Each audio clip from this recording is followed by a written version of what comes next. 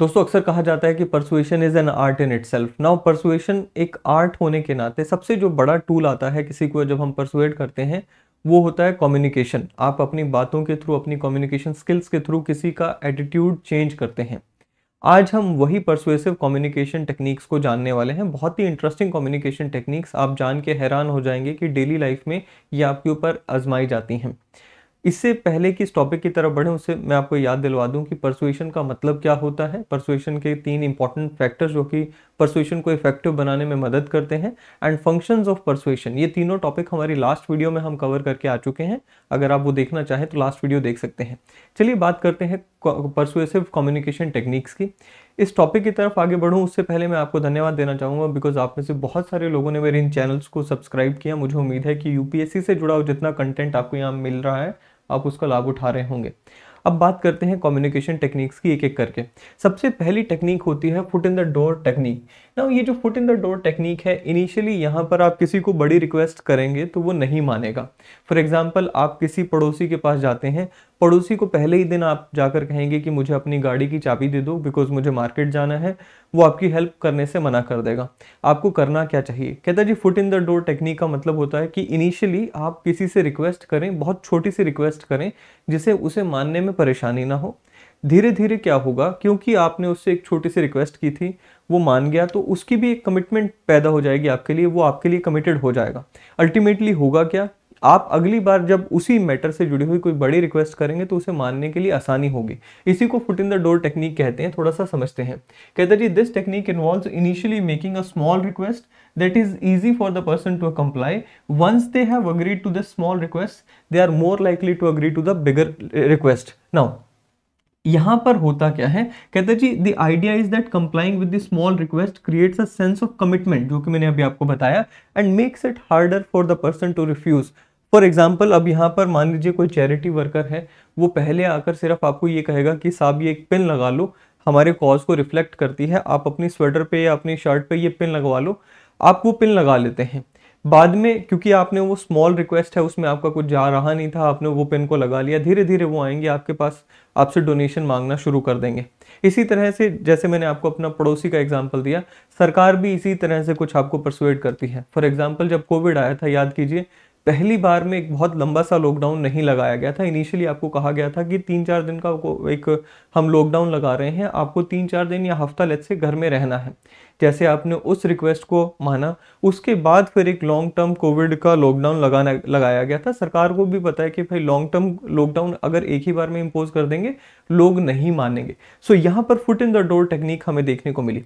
फिर आता है जी फियर देन रिलीफ। अब मैं आपसे यहाँ पे पूछना चाहूँगा कि अगर मान लीजिए पहले ही दिन आपको कोई आकर ये कहे कि आप अपने कंप्यूटर के लिए एंटीवायरस, महंगा वाला एंटीवायरस ले लीजिए, क्या आप उसकी रिक्वेस्ट को मानेंगे? चांसेस आर वेरी लेस, क्योंकि आप उसकी रिक्वेस्ट को इसलिए नहीं मानेंगे क्योंकि हमें जनरली लाइफ में नहीं लगता कि हमें इस चीज़ की ज़रूरत है। लेकिन अगर ऐसा हो कि एक दिन आपका कंप्यूटर थोड़े टाइम के लिए लॉक हो जाए, या फिर आपको एक पॉपअप मैसेज आए कि आपका कंप्यूटर अभी हैक होने वाला था, आपका डेटा सारा चोरी होने वाला था, अभी अभी बचा है, बेहतर होगा कि आप ये इंश्योरेंस प्रोडक्ट या फिर ये हमारा एंटीवायरस खरीद लें। चांसेस आर वेरी हाई कि आपको एकदम सहम जाए, डर के मारे ही हो सकता है वो एंटीवायरस को खरीद लें। सो यहाँ पर सामने वाली कंपनी ने आपको परसुएड ही किया, आपका एटीट्यूड उस कंपनी के प्रोडक्ट के लिए पॉजिटिव बनाया है, लेकिन डर के जरिए। तो यही हमें देखने को भी मिलता है और इसी को हम कहते हैं फियर देन रिलीफ। नाउ ये टेक्निक क्या होती है, इसमें सबसे पहले first we induce fear, right, or concern in a person and then immediately offering a solution or relief. ये सबसे ज़्यादा टेक्निक अगर आपको देखनी है तो आप हॉस्पिटल्स चले जाएं। हॉस्पिटल्स में आपको ये टेक्निक देखने को मिलेगी। डॉक्टर के पास आप जाएंगे, डॉक्टर आपको जाते ही कहेगा जी आपको तो अर्थराइटिस हो गया है, आपको तो ये बहुत बड़ी समस्या हो गई। चाहे एक छोटी सी चोट ही क्यों ना हो, एक छोटी सी कोई छोटा सा इशू ही क्यों ना हो, आपको डॉक्टर इस तरह से डरा देगा। खास करके बड़े हॉस्पिटल्स में मैंने खुद भी ये देखा है, डॉक्टर इस तरह से आपको डरा देता है कि भाई आपको डर का माहौल जब पैदा हो जाता है, फिर आपको कहता है कि okay now let's do this, आप अपना इंश्योरेंस के पेपर्स लेकर आइए, मेडिकल इंश्योरेंस के, हमें आपकी सर्जरी करनी पड़ेगी। नाउ ये एक अनफॉर्चुनेट रियलिटी है जो कि इंडिया के हॉस्पिटल्स में हमें देखने को मिल जाती है। But then again the same technique is applied here, that is fear then relief. Third is low balling. Now low balling की जो टेक्निक होती है, इसमें क्या होता है, एक एग्जांपल से समझते हैं। आपको इनिशियली बेसिकली इसमें होता क्या है कि एक बहुत ही अट्रैक्टिव सा ऑफर दे दिया जाता है हिडन कंडीशंस के साथ। आप जब उस ऑफर के तहत वो प्रोडक्ट को परचेज करने के लिए अग्री हो जाते हैं, आपके बाद उसके बाद आपको कुछ और कंडीशंस बताई जाती हैं। इस टेक्निक को बोलते हैं low balling. So for example let's say you agree to a dealer जो कि आपको कार बेच रहा था, उसमें आपको इसने बहुत अच्छा सा प्राइस ऑफर किया।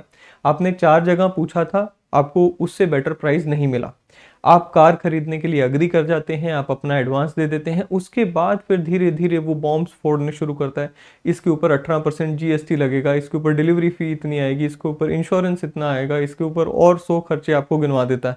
सो बेसिकली होता क्या है, इनिशियली आपको एक हल्का छोटा सा प्राइस, एक अट्रैक्टिव ऑफर देकर ल्योर किया जाता है, एंड उसके बाद आपको फिर जो है बाकी के जो बड़े एक्सपेंसेस जो कि अगर इनिशियली आपको बता दिए जाते वो आप शायद ना खरीदते, तो बाकी के वो एक्सपेंसेस बाद में बताए जाते हैं।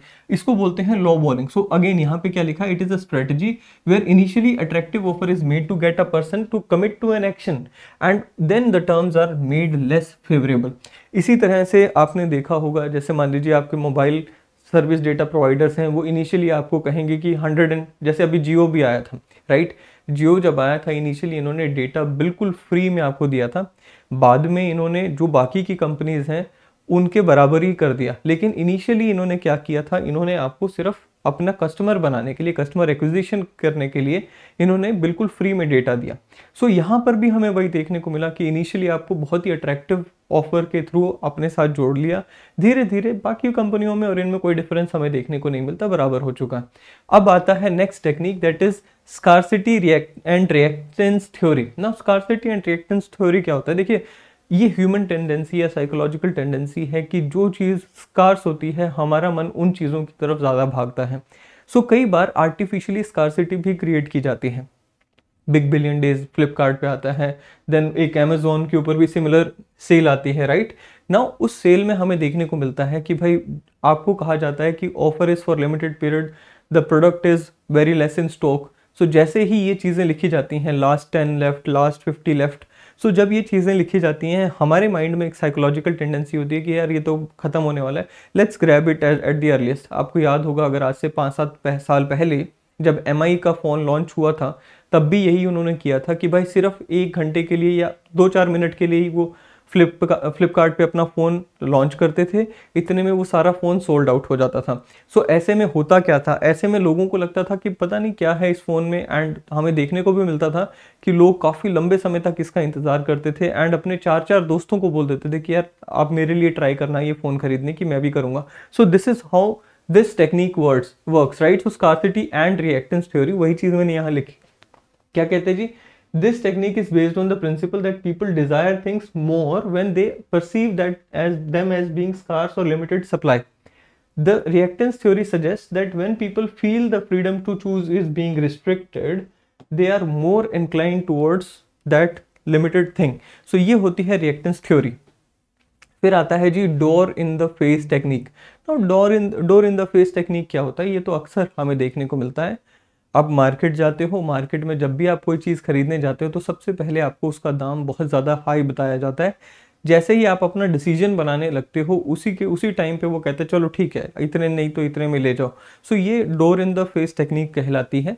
अब इसमें होता क्या है, वही चीज़ की involves first making a large and unreasonably high request that is likely to be refused, followed by smaller and more reasonable request. Now smaller more reasonable request जो होती है seems much more acceptable in comparison to the larger one, increasing the likelihood that it will be accepted.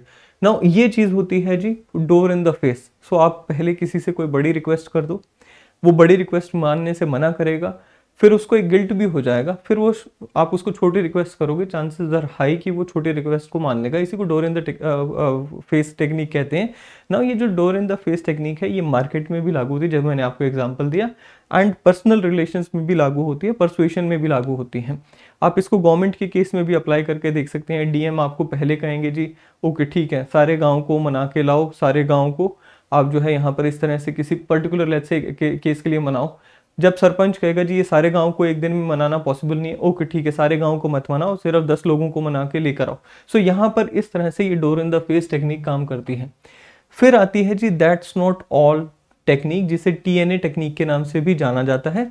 Now इसमें क्या होता है, इसमें होता ये है कि भाई पहले आप एक ऐसा ऑफर बनाते हो, एक ऐसा ऑफर देते हो सामने वाले को जो कि शायद सामने वाले को पसंद ना आए। अभी सामने वाले को पता है कि आपको शायद पसंद ना आए, आप उसके साथ एडिशनली एक और ऑफर जोड़ देते हो जो कि सामने वाले को अट्रैक्टिव लगता है।